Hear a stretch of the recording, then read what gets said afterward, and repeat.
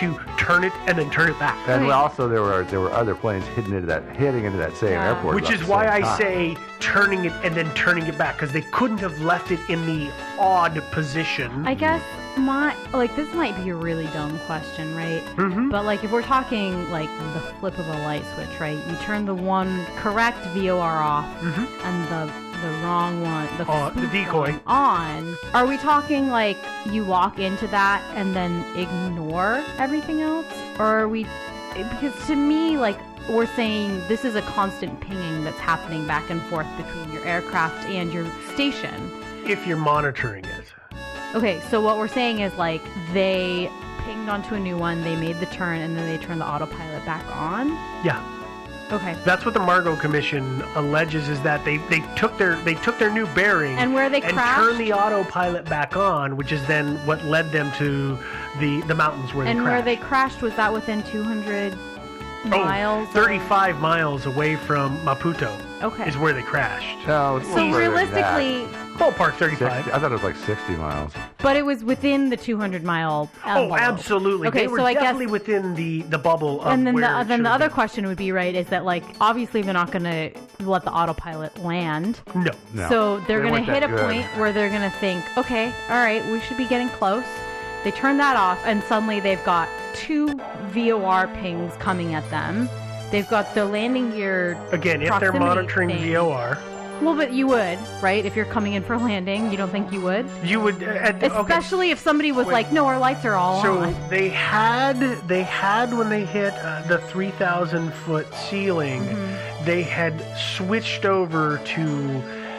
What is it's visual flight proceeding? Okay. I can't remember. Basically, they were trying to do it by sight. You're doing it visually at that point. So you turn on. You don't use the VR or something like that, 'cause you don't need to anymore. I guess for me, one would think that a responsible pilot and navigator would think, okay, we'll give it a minute, right? You're not going to be autopilot to visual.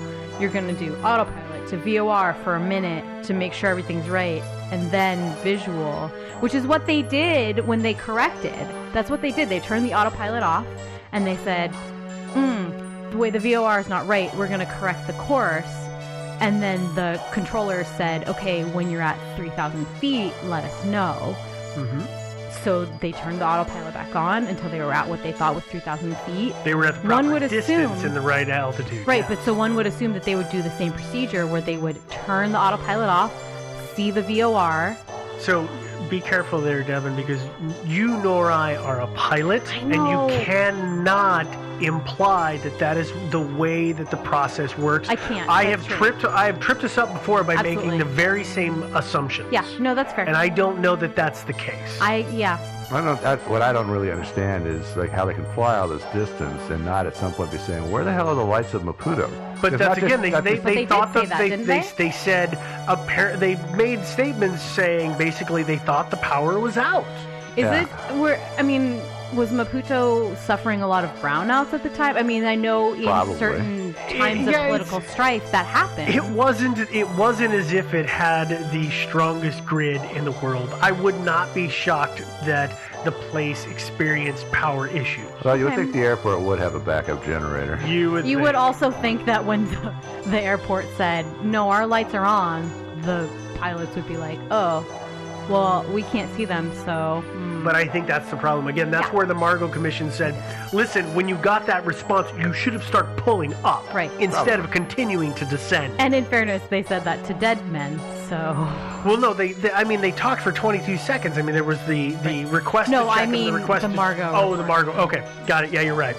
Let's keep going on though with this whole false beacon bit, because there are people who have said that it is possible that there wasn't a false beacon, but instead that the manipulated VOR was actually the VOR at the airport in Matsafa, which was, as we said, was only a little bit off. Yeah, it was 0.7. But again, like we talked about before, that should have drawn more planes in to that airport, should have lured more in that direction that were headed to Maputo. Well, are you saying that they set one, they changed the frequency at the airport to the one that was in Maputo? Yes. Oh, no. At Matsafa. People have said that the Matsafa the VOR at Matsafa had been altered to appear to be the Maputo VOR. I think Joe and I were on the same page in interpreting that, in that, like, I thought that,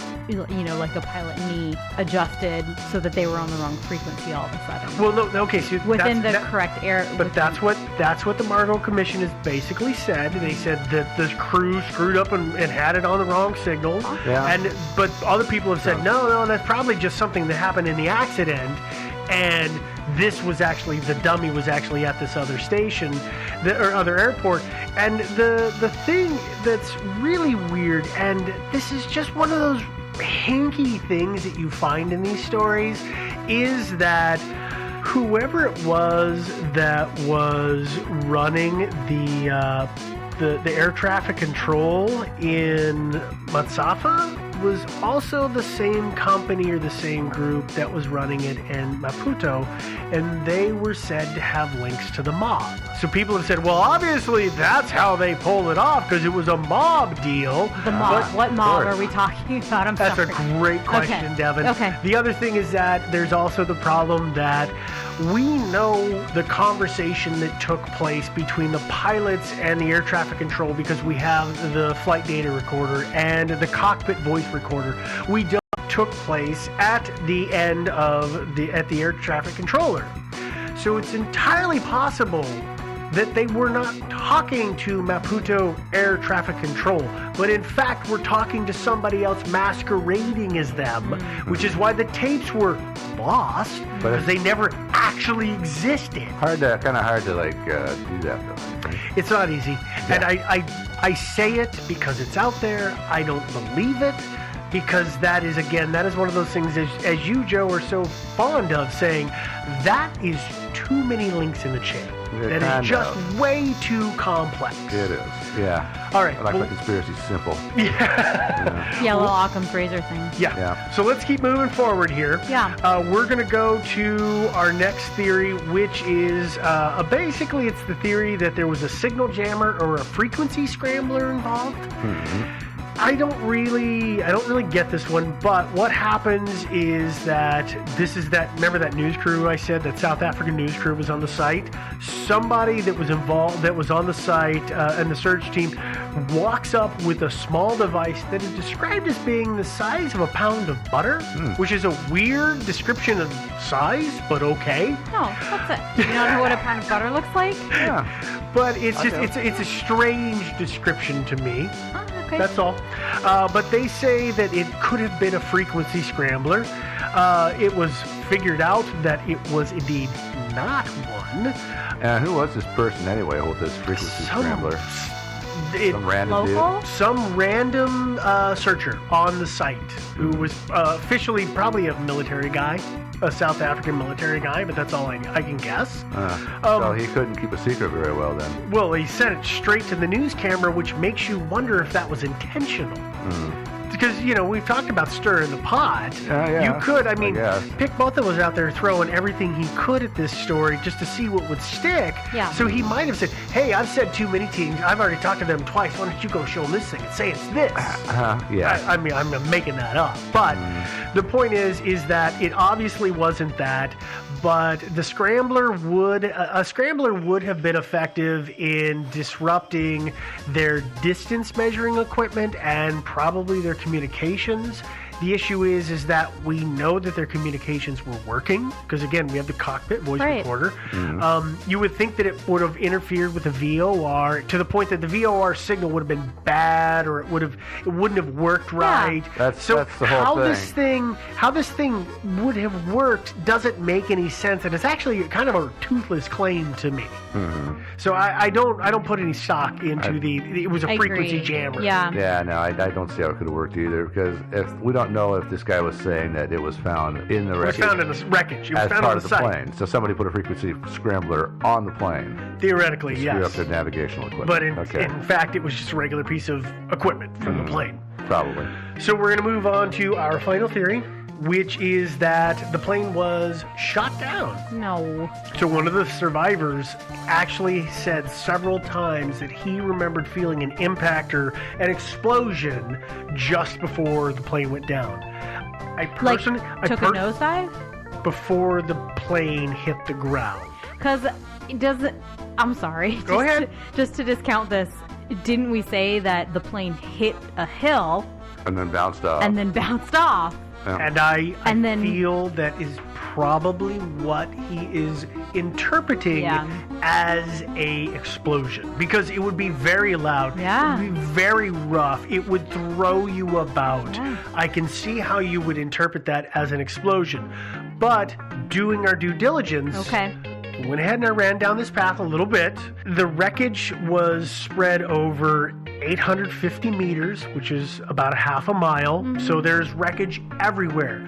None of the wreckage showed any signs of having been hit by any kind of explosive device. So like a surface-to-air missile like we were talking about. Because you would expect to see heat and burn marks and things like that on the metal. And none of that was detected. You're going to find residue from explosives also. There's that as well. There's lots of evidence of that. But there's also a bunch of stuff that I read out there on the internet talking about the fact that there have been planes that were brought down by things that were the size of a beer can that was a small explosive that if put next to the skin of the plane and detonated while they're at altitude, like 35,000 feet up in the air, the pressure is enough to start tearing the fuselage apart and can cause a plane crash. But that also begs the question of, if that's what happened, why the hell did they do it at 2,000 or 3,000 feet off the ground when the plane was landing, rather than when it was in the middle of nowhere and at its max altitude? Well, that's the thing. It's like, what are the odds? Let's say they lured it in. It's about to crash anyway. Why bother shooting it down? Why not save yourself an expensive missile? Yeah. So there's a lot of problems with that. Yeah. I mean, I guess my question. So we heard the pilot and everyone in the cockpit swearing a lot. So I guess there could be some sort of like, hey, somebody sent like a firework or a mortar up to explode, and they were like, oh, crap, or whatever, right? And, corrected, and that's when they really crash. That would make more sense to me. It would explain why one of the survivors would say an explosion happened, because something they saw kind of exploded. It helped to, disorient the people who were trying to steer the plane and help bring it down even more. I don't know. I mean, that's something that I could see, but I definitely don't see some sort of missile. Not really.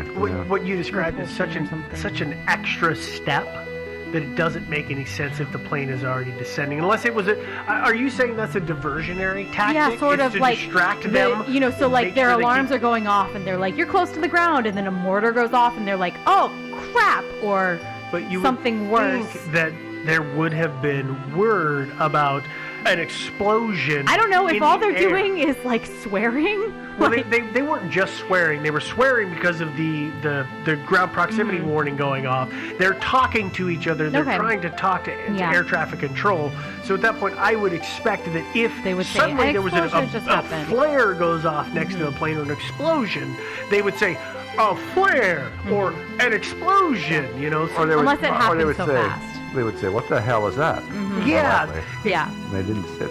Yes, that is something to lead us to believe that something else happened outside of the aircraft itself. Well, it could have been that, right before they grazed that hilltop, maybe one of their wheels hit the top of a tree. And made a big thump. Because it is the belly of the plane and the trees that hits first, and then, like I said, it bounced. Bounced up and then came right back down. Yeah, I mean, overall, I don't know what to think about this. It's so... I'm pretty sure. I think the Margaret Commission got it right. I think they just set their VOR incorrectly and got drawn off course by that. Maybe they just got so comfortable, right? We said that this is a flight path that they had taken over and over and over again. Maybe they were just so comfortable with it that they were just I think this crew had done 1,100 hours in this plane, something like that. This crew, specifically, if I remember correctly. So, maybe they were just so used to their route, they were just relying on their instruments because they were literally phoning it in.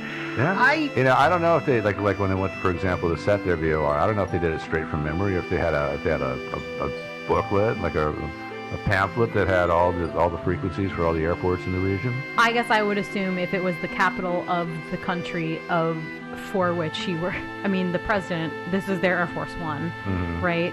So you would know it. You would know it by heart. You would know that one by heart. And I don't think that they could just get it confused with another local airport, because they would have been making that, going in all the time saying, make sure to be on point 7 and not point 3, because we don't want to go to Matsafa, we want to go to Maputo. But I guess in fairness, we don't have any way of knowing if that display was working correctly.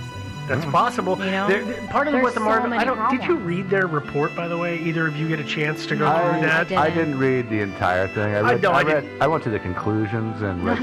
Okay. Because I went through parts of it, and they do. The Margo Commission did sort of lay into the design of the display, not just for the fact that it was the way the 3 and the 7 were displayed, but also talking about the fact that there was very little backlighting and it was hard to see. So that could have been, unfortunately, an honest mistake. And I got to tell you, I didn't bother. I probably should have looked, but I don't know what the number 3 and the number 7 look like in Cyrillic. So what looked like? In Cyrillic or in Russian? I looked for it, and everything that I found, they look like a normal 3 and a 7. Russian. But I've also, in the Commission's report, they talk about the fact that there's a line above both the 3 and the 7. Well, it's true, right? It's 3 goes like this, and a 7 goes like this. Right, and you're describing the horizontal bar at the top of both numbers. But you've had a digital clock before, right? Yes. So you've got the bar that's horizontal, and then the vertical stripe, right? For the 7 bar, or the 3. Horizontal bar and a vertical bar. And then you've got, for a 3, you've got 2 additional horizontal bars, but if it's not backlit, I can see why it's an issue. It's very difficult. What kind of display was it? Was it LEDs or No. This is in the 1986. Yeah, I know. No, see, that's the thing. Remember those old digital clocks that had the flip card? No, I don't believe it was that in any way, shape, or form. I think that it was a kind of a display, a dial situation that then the lights of the cockpit somehow illuminated. But that's a total guess on my part, because again, I haven't been able to find a good picture of it, and I found a bunch of flight simulator images, but those are not reliable. They're not. So I don't know for sure. Yeah. For all I know, it's an analog, dial. It could. And then you could be really off. I don't think it's actually an analog dial, though. But for all I know, I think, I just don't know what I think about this. I think somebody probably put the wrong frequency in the VOR. I think that's the most likely. Because, the South Africans didn't really, they had an incentive, but, they caused a big, nasty, bruising mess on their own territory. Yeah. So if they had done that. Plus, there's no evidence, because, people would have witnessed things other than, not large tents. They would have seen a couple of large trucks. And that's exactly right. Is that if there had... Plus, you know what? The thing is pretty... It's a pretty specialized piece of equipment to build and move into place and then disassemble and theoretically then never use again. Or if Hans Lowe is telling the truth, use one other time and then let's just scrap it, melt it down so nobody notices. No, they would have operated with impunity with that thing. Let's just take down all of our enemies. Let's be dropping planes left and right. I guess part of me was envisioning some sort of smaller device that has smaller range that could be on the back of a truck, but then I was realizing that planes are going a couple hundred miles an hour.